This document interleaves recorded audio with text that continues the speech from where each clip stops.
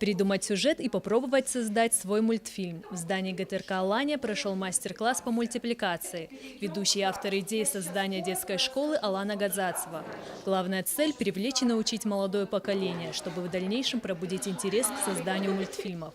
Мастер-класс собрал учащихся детских школ журналистики и просто ребят, интересующихся мультипликацией.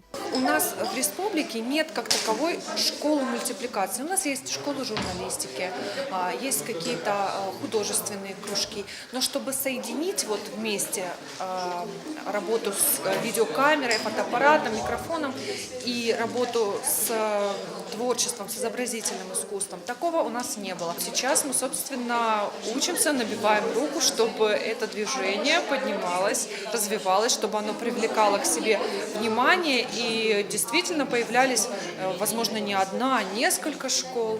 Ребята получили задание придумать своего персонажа и создать его в материале.